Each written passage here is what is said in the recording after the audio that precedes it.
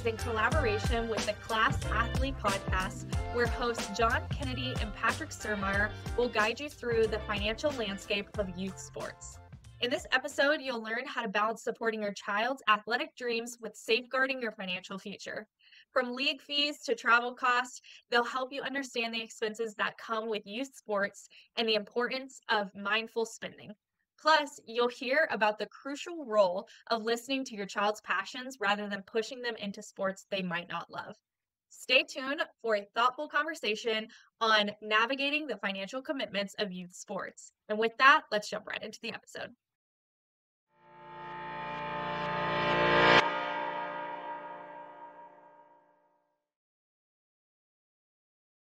Patrick Sirmeyer with you. I've got a good friend, someone who I've known for a long time and I respect quite a bit. Ironically, I'll just tell you, we just finished recording a podcast episode for the podcast he runs. And this is my good friend, certified financial planner, a CFP with Canada Path Financial, co-founder, and has been in the business for 16 years, which I found pretty interesting. This is Mr. John Kennedy, who I love to tell is John Kennedy Jr. That still blows my mind, John. I don't know why. Maybe you're over it, but what a great name to have. That's me, buddy. That's my name. Do you want to tell everybody my wife's name? I do. It's one of my second favorite things to do is her name's Jackie. And I know it's a joke, but I don't know. How often do you find yourself in conversation like saying that to people, like just having this like banter about your name and her name? Every day of my life. I mean, it's something that people bring up a lot. In fact, my favorite moments are when I talk to the younger generation. I share this story a lot. I was at Publix, got a bottle of wine one day and got carded. And I was like, I was excited because I, clearly don't look 21 anymore. And I got carded and she was looking at the ID for a while. And I said, I know it's John F. Kennedy. Like, we don't have to do this. And she looked up at me with such disdain. And she goes, I was just checking your date of birth. Like she did. And so what I learned in that small interaction was that maybe the younger generation is not as aware of like the John F. Kennedy, Jackie Kennedy thing. Yeah. I don't know what we're teaching in American history anymore, but I'm grateful for that a little bit just because, I'm so used to the song and dance of it and you like doing it. And my business partner, Matt, loves doing it too, like telling people my name, but I just overlook it. It's just part of my life. It's normal now. And for those listening, if you go to their website, beautiful website with his partner, Matt Marcoux, it's Canada Path Financial. They also have an employee who is named Michael Scott. And if those of you who are a fan, and is my favorite show of all time, The Office, again, another thing I find pretty amazing. You know what it is that it's so memorable. I mean, I don't know for other people, but like your name, your wife's name, Michael Scott, I mean, you can't forget these people. And if you have a famous name, you can submit a inquiry to john@canterpath.com if you'd like an interview for a job with us. It's a requirement. You have to have a famous name. Oh, man. Well, John, so as you can see, we don't have Roy Bova with me, my co-host, founder of Class Athlete. Roy is such an advocate for sports. I'll tell you this, not just youth, but all sports. He is so passionate about his sports. So to give you an example, he'll always tell you his favorite sports teams, but he flew to, I think it was Boston earlier in the week to go watch the first NBA Finals game. He attended that game because he's a huge Celtics fan. Then he comes back home. He has to get the new youth basketball league that starts this Saturday here in Winter Springs up and running. So he had to do everything for that. And then he left today to go to the U.S. Open for golf, and he's attending the U.S. Open for the weekend. So this man, Roy, we miss you, but I'm a little jealous of some of your recent events this week. I'm excited to get to meet him someday. I've heard the most amazing things about Roy. Obviously, so I listen to your podcast, Patrick, but when it was on my calendar for this recording today, and Roy's name was on there, and Matt's like, "You're talking with Roy Bova?" it was, and I've had numerous people since I've talked about your podcast with him. They're like, "Yeah, we know Roy." Everybody seems to know he's and a legend love and trust Roy. So yeah, he's a legend. All right, I have to say this for those listening. We're on episode 12 today. This is episode 12. We haven't produced one, which we recorded earlier. We're building a very nice and growing community of listeners, and we appreciate that. I will beg, implore, I'm trying to think which word to use. After today's conversation with John, please do not unsubscribe from us. Please do not cut us off. Please do not slash us all over the internet, because we're going to talk about a topic. As you know, this podcast is about youth sports in general, and enhancing the experience for everybody involved in youth sports. It's a pretty broad topic, but what Roy and I have committed to is we're attacking it from every angle possible. And I thought the best person for me to have on to talk about the financial commitment of youth sports and the decision-making around that was going to be John. But that's sensitive. We're gonna break some hearts and crack some skulls today. And so, listen, in no way through this podcast are we going to tell you what you need to do. We're just going to talk about the topic in a way that might cause you to rethink or make your decisions a little bit differently, possibly. That's all. Because we're two dads here whose kids both play youth sports, and we love it. We played it as kids, and we think there's so many great aspects to it. But to what end or what detriment possibly? And, I can go a lot of angles with this, John, but the first thing that comes to mind when it comes to the commitment of youth sports, I am seeing right now that if you want to, your child can play all year round, never stop. And everyone's got to make a budget for that. I mean, so where do you want to take this one? What's the first thing that comes to mind for you? Well, I think we're coming at it from a position of awareness, just putting some awareness around the finances to it, not so much an exercise of shame. And I tell that to clients a lot when we do their budget, which is the most unexciting, unappealing part of anyone's finances, is looking at what they spent money on. And for families that are really into youth sports, especially as their kids are getting older and they're, doing travel teams and tournaments and clinics and camps this summer, it's those costs rack up. And I think part of when we were talking about the idea of doing an episode about this, I think kind of the thing I came up with was like, I guess what I want to implore people to think about is let's not mortgage your child's future education on their present day costs in youth sports. Or even worse yet, let's not mortgage our own financial security to do that. Because a lot of people, you get caught up in it quick. You're buying new equipment every year, especially, I played baseball growing up. And so I shared this story with you, Patrick, but I remember I was 12 years old, maybe 11 or 12, begging my parents for Nike was on the come up at this stage of life. This would have been in the mid 90s. Nike's on the come up. All I wanted was Nike equipment. And for my birthday, man, I got Nike cleats. And I slept in Nike batting gloves because I was convinced that batting gloves were going to make me a better hitter. Turns out that wasn't true. But, it was fun. But I realized now as an adult, I'm like, man, that was a considerable expense because I did like private hitting lessons, pitching lessons at around that age. My parents were exercising expenses to just let me deploy this passion that I had. And so we don't want to tell you not to do that for your kids, but we do want to create a little bit of awareness around it. So that's my disclaimer. Is that a fair start?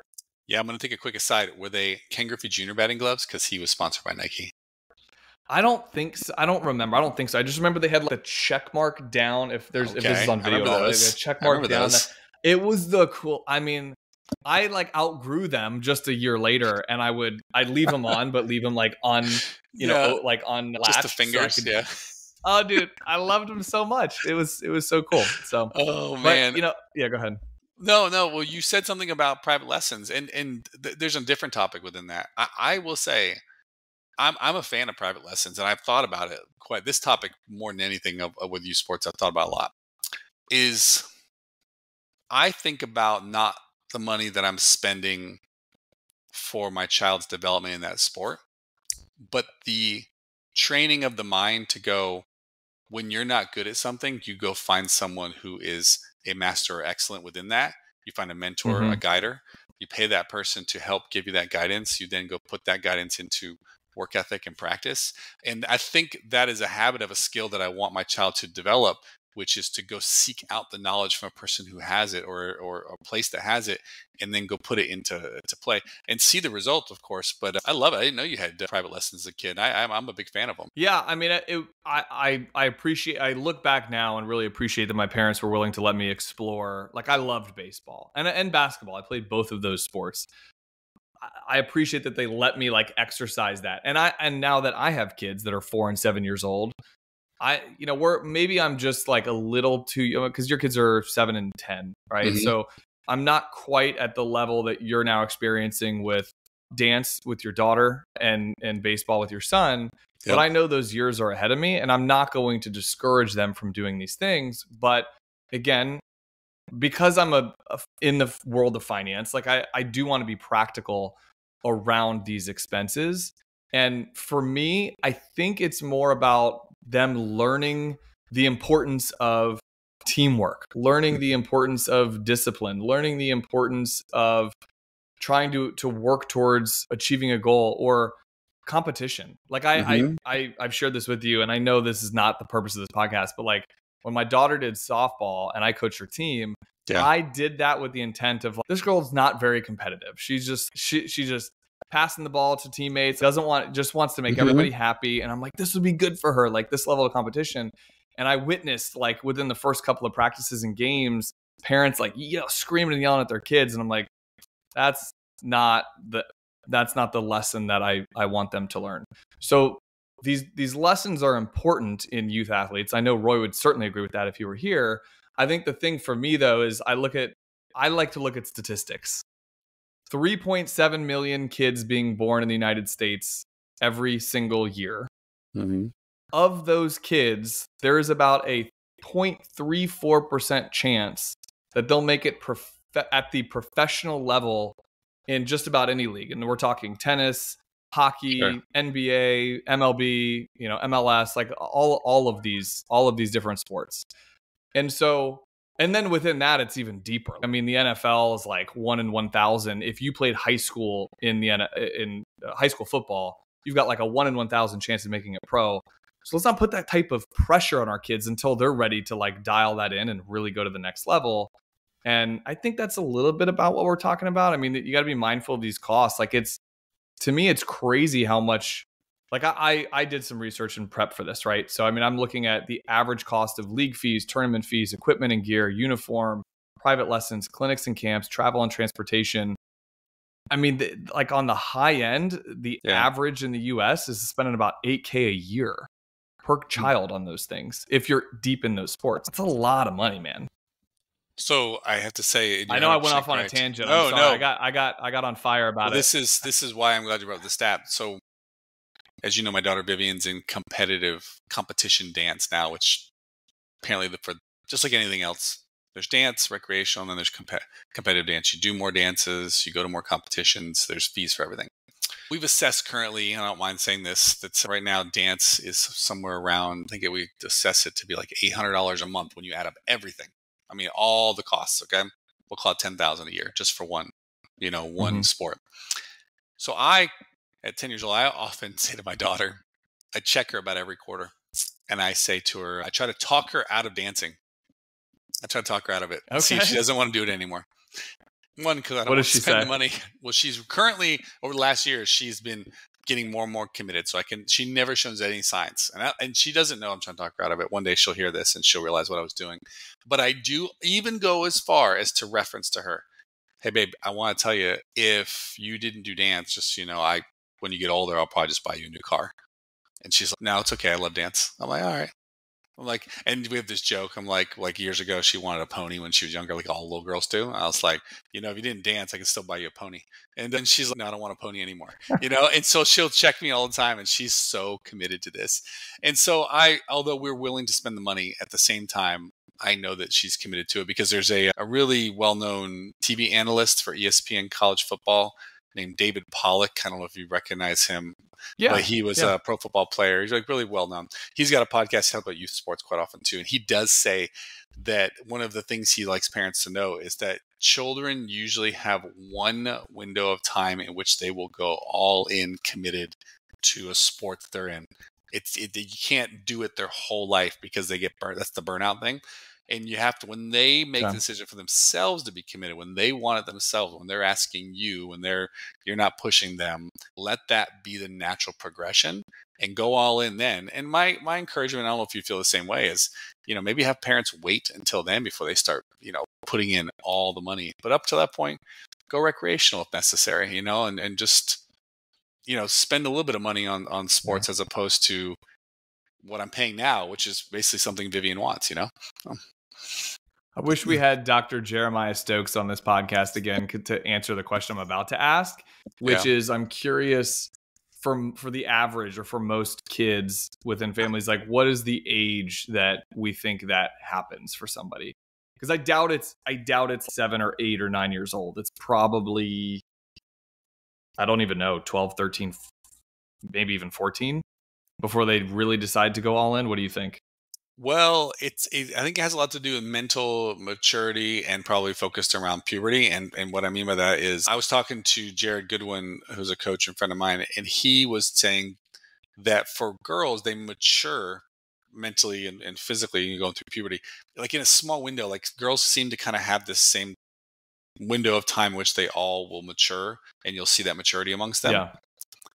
Where boys, for some reason, their window is like almost a 10-year window. It could happen at 12 and it can happen at 22. It's hard to know when it's going to happen and click for a boy to have matured in a way. I can think not just from the puberty perspective, but I can think of so many friends of mine that I played sports with, and they were really small. And then all of a sudden you come back to school one year and like they grew 8 inches and they like matured, and now they have facial hair, and you're like, dude, what?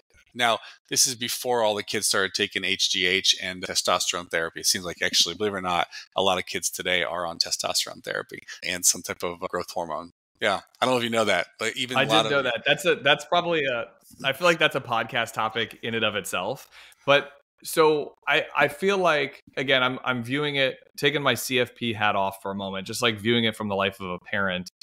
Again, my kids are 4 and 7. I don't know what age that level of maturity happens for them where they're like, all right, dad, like I want to go all in on this. If it's tennis or baseball or golf or whatever the sport is, my thing now is I want to give them a sampling of all of these different sports to get a feel for what they like. And then if they find that thing and they want to go a little bit deeper on that, okay, maybe we're doing a league year round.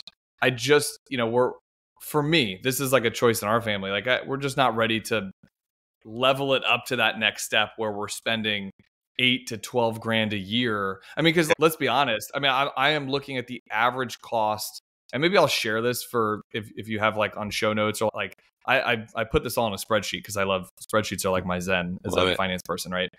The average cost spent per year for travel and transportation, they say, could range anywhere from $200 to $1,000. Yes, that seems light. That seems light in my opinion. Like if you're taking one weekend, even just one weekend, and you're traveling, to, if we all here live in Orlando, but if you have a weekend where you're traveling to West Palm or Jacksonville or where, like, it's going to cost more than that. Like just we know how much it costs to stay at a hotel for one night. You're hitting my hot button right here. You literally hit my hot button, which is this. Which is, I knew that, by the way. That's why I said that. It's okay. There's so much structured sports for kids, so much that it's available everywhere, that the parents sign you up, they dictate everything, they structure it all, right? You have no decision making power. It's just like, we're going to this tournament, the next tournament, the next tournament. It's like, and that's all and there's no free play for the kids, right? And consider all the money spent. It doesn't matter what the person's money is. I live 1 mile away from a beautiful park that's got 4 baseball fields. It's got basketball courts. It's got football fields. And most people in middle-class America, suburban, would say they live a mile or 2 from a park just like this. Doesn't matter what it is. Why can't we just coordinate with the parents, get 3, 5, 6, 8 kids, and just let them go play the sport? Teach them, give them a little structure, but let them go play. They'll play for 2 hours on their own. They'll enjoy it. And okay, does my son who plays baseball need a proper swing? Yeah, he sure does. But right now he's 7. You know what he needs more than anything? He needs to get strong to swing his bat so it's not like dipping low because the bat's kind of heavy. Okay, what do? You just do more of that. Now, I sure, we can go into where's your elbow, where's your head, where's your hips, where's it? My child just needs more time and exposure. For me, and this is just, again, I know a lot of people hate me for this, really, is more tournaments is just not the answer, but more play time is, and that doesn't cost any money. That doesn't cost any money. Carson, my son, says to me he wants to play on a flag football team with his son, Elliot, Jeremiah's son. He's got to really want Elliot's team. And I said, okay, buddy, I just want to let you know, Elliot's team's pretty good for flag football. They have a spot open. You can be on his team. He's like, yes. Okay, thank you. Sign me up. And I said, okay. But Carson, his team's very good. I don't think you're going to play very much. If you'd like to play, I think you should go practice. Okay, let's go practice. And now every day he's asked me to go practice. He's like, I got to get good, Dad, so I can play more on Elliot's team. He wanted that. And you know what I did? I didn't go get him a coach. I didn't sign up on a tournament. I didn't put him on 5 teams. I just went out and played with him. I don't even know, to me, that cost nothing and I got everything from it. And I know that. This, I could just go on forever. I'm probably not going to change my mind on it, but I went to a travel baseball game on Sunday for one of his friends a couple Sundays ago to go watch. Okay. And I didn't say to anybody. In my own head, I said to Anna, my wife, I said, hey, I'm going to go watch this from the perspective of, do I, Patrick, want to spend my weekends doing this? Not my child, because I'm the one signing him up for it. And I sat there and I sweat in the bleachers and I watched an awesome baseball game. I could watch baseball all day long because I love the sport that much. Doesn't matter what level it is. I do love the sport. You and me both. But I watched it and then there was a break and they had 2-3 hours. They had to go play another game. And I thought I'd have to spend my entire Sunday here every weekend of my life. At this current level, is that what I want to do? And does my 7-year-old want to do that? And the answer was no to both. And some people say yes to that. But I just think to myself, I could have spent time with my son this morning playing that sport in the backyard at the field with a friend, and we would have got just as much value from it. So I know I went off on that tangent, man, but that's really that's the big divide for me on the cost of youth sports, which is why. Don't fall for the machine, but the machine's big. Well, but okay, so here's the deal. Let's fast forward a few years, Carson goes really deep into baseball and maybe even in football, and he's asking you these things. Dad, I want to go, I want to jump on this different league or this different team. Like all my friends are playing on it. It's a travel league. If he shows the commitment, you might not say no. You're probably I know you as a parent, you're going to encourage that if that's what he really wants to do. I think we're at the stage of life with our kids where we're like, let's just give them a flavor of this. Let's give them the opportunity to play and find that that's a passion that they want to pursue. And we're not going to stand in the way of them wanting to really pursue that passion. And by the way, if you have the means for this financially, where you can look at this and go, I don't care that John just shared with me that like the average cost is $8,000 a year. That's fine. Like I can handle that. That's great. But what I'm trying to consider for people is let's not mortgage their. I'm sort of viewing the type of parent that's like, my kid's going pro. Their kid's like 13, like my kid's going pro, and they've been doing these hitting lessons. I'm using baseball as the analogy here, and pitching lessons, and they've been on these travel teams since they were 6 years old. And the likelihood of them going to a D1 school to play in college or any school, like you said, like that's maybe fine, but are they going to get a scholarship for that? And if they don't get a scholarship for that, how are we going to afford their ability to do that? In the state of Florida right now, the average tuition for a 4-year university in the state of Florida is $25,000 per year, right? So we're looking at like let's just call it, for argument's sake, it's about $100,000 today. If I fast forward that 18 years from now, with adjusted for inflation, all that good stuff, it's $170,000. So let me just shortcut the math, and I can share my spreadsheets later. You need to be saving like about $350 a month per child to fully cover. And that's, by the way, that's not just tuition, that's room and board. That's like kind of the all-in prevailing cost in the state of Florida. You need to be saving about $350 a month to some type of, whether it's like a college 529 plan or like some type of vehicle, so that those dollars are there later. And I'm not advertising for you to do that with us. I could care less about that. What I'm saying though, is if you've got a budget we're going to spend $1,000 a month on youth sports, and we're not funding their college, or we're not funding their future, or even worse yet, like we're not funding our own retirement plan. That's where, for me, it becomes a problem. Does that make sense? Like I don't want to attack that's not what we're here to do, is like attack people and make them feel bad. If your kid really wants to do that, I don't know what that's like yet. I know what I was like when I was 12 and I got these Nike batting gloves, and I was like, Dad, I want to get better. I want hitting lessons. And he was like, I got you, son. Let's do it. that was a great feeling for me as a kid. I don't want to stop that from somebody, but if that puts financial strain on your family, I don't know that that's the best idea either. So there's some kind of happy medium we have to find, right? I mean, from what you said, to spend money on youth sports to any degree while not investing in their future and your future sounds a lot like a lottery ticket, because now you're banking on one thing, which I had to say, the one thing you and I don't know, we may get proven wrong over the years, is that because sponsorships are now becoming more prevalent for amateur athletes at the high school level, what if the 16-year-old gets $1 million of some sort because he or she's the prodigy of the world, and then they get injured and they were to get that money at a young age? So there is a what if, things we don't know. There's money entering the sport at younger ages that you and I can't predict. And some of that for the state of Florida is being voted on right now, actually next month of July. But what if that child burns out at 15 because you've had them in private lessons and tournaments since they were 6 or 7 and they don't want to do it anymore? I can't remember the guest that you had, but there was a guest you had recently on the show that kind of shared, like, it was their son's journey into, and then I think he evolved into football. Like, he left the sport and then started playing football. Oh, that was Jared Goodwin. That's his own son. Yeah, he was talking about his own son's journey of burnout. And not that he did that or anything, but it's like kids are going to mature and learn, like you said, at different levels.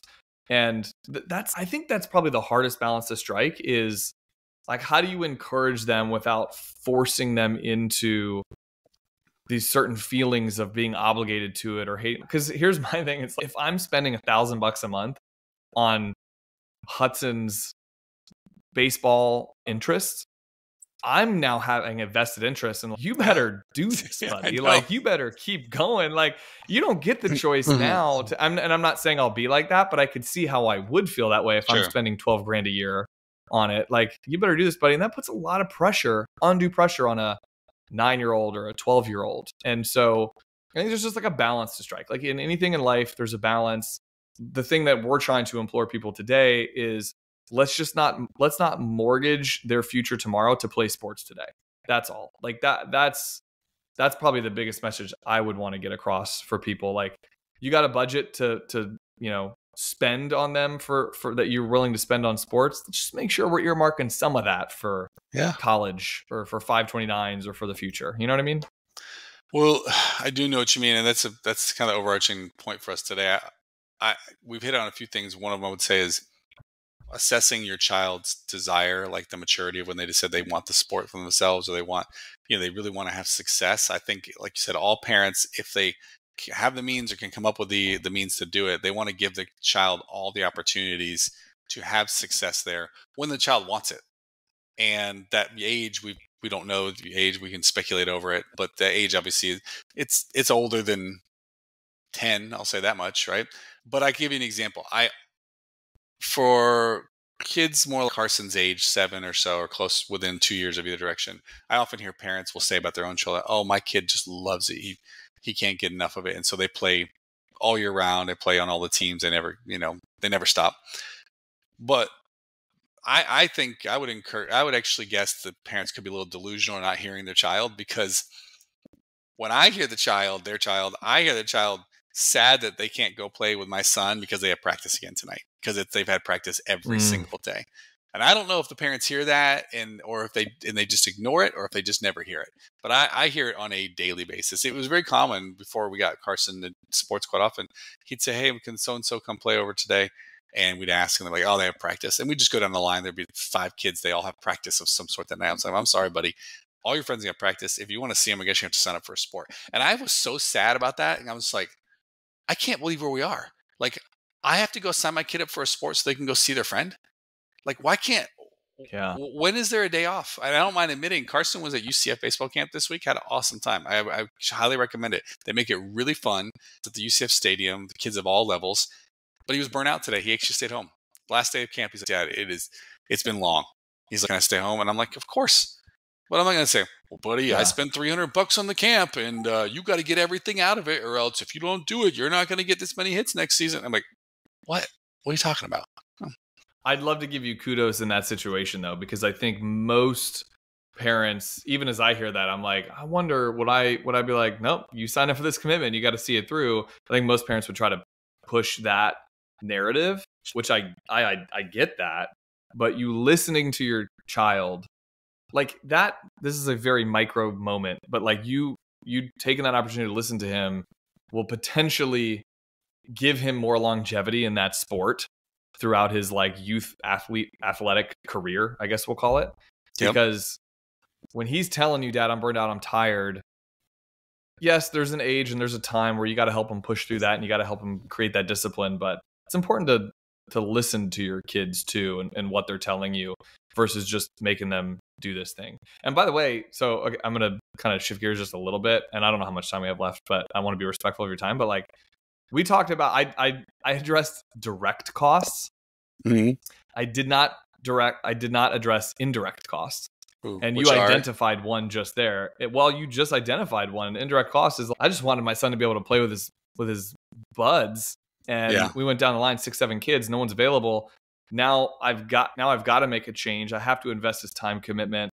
And they're not costs. I know it's an investment. Like you're coaching his team and you love that. But there's energy spent there now. Like you having to assess, do I want to spend all day at the baseball field on a Saturday and a Sunday?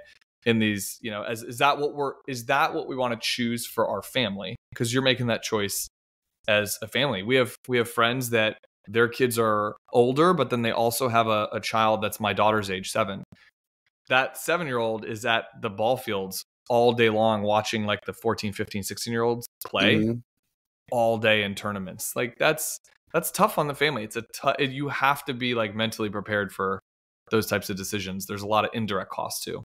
I agree, man. Or trade-offs, maybe, is a way to look. John, do you think we lost any viewers today from this conversation? Well, I don't know. I mean, I liked it. I just wanted to create awareness of, if I can hit home my message, it would be just earmark some dollars to contributing to their future, not just the present here and now. You make an individual choice for your family, and that's what's right for you. Like you have to trust that people are going to make the best choices they can with the information they have. And we're just trying to create some thought out there and give some different ideas about how to do this thing called life. I don't know. There's a comedian. I wish I knew his name. I see him on my social feeds. He does a part about youth baseball. And he makes a joke that, as you might know, in baseball, they encourage everyone to have their own bat instead of sharing bats. I don't know if, when I was a kid, like we shared bats. We had 2 bats maybe for the team, and if it was too long, you choke up, whatever it might be. So everyone's got their own bat now. And he jokes about, we have $3,000 worth of bats in the dugout. About $300 a piece for 10 kids or so. He says, and we got 2 hits. And he's like, what are we doing? $3,000 for 2 hits. Carson asked me for a new bat recently. And I was like, buddy, when you hit the ball consistently, we will be getting you a new bat. Until then, this one seems to be fine because there's no dents in it because you don't hit the ball. So hit the ball, dude. But that's how I feel about it when it comes to investing all this money in sports, which is, hey, let's just use what we got. Like you say, let's be smart with the money we're spending. And because the equipment doesn't change the player, that's for sure. And it's all about the experience, which I know you're a big Atlanta Braves fan, and I know you love and used to love sharing sporting moments with your dad with Notre Dame football and things like that you guys are fans of. And I hope that when my children are older, that they will attend sporting events with me and go on travel trips and, share these same memories that you've had with your dad and I've had with mine. But it won't happen if I burn them out from the sport. That's for sure. Yeah, that's it. I like the example you gave about like incentivizing Carson on getting a new bat, because it helps him kind of quantify. I know everything goes back to math and money for me because of what I do, but I try to do this with my kids too. I want them to understand the value of things and the cost of things. And hey, mom and dad aren't just going to go out and buy that. That's something that you're going to have to work towards. You're going to have to earn that if you really want that. And that's essentially what you did in that conversation with him about the new bat. So it's there's so many teachable moments within this for your kids, and that's you've mentioned several today. So I think it's a beautiful thing, man. Cool. And I love baseball. So you're right. Yeah. Like I love the Braves. I love baseball. If my kids want to, I'm going to do everything in my power to support that. But I'm not going to borrow. We'll never turn off their $5.29 contribution because we want to pay for them to do travel ball. You know what I mean? That's true. John, this has been awesome. Thanks for investing time. John F. Kennedy Jr., Candor Path Financial. Take a look. I hope that we can discuss this topic more, but thanks again for spending your Friday with me. You got it, man. Thanks for having me on.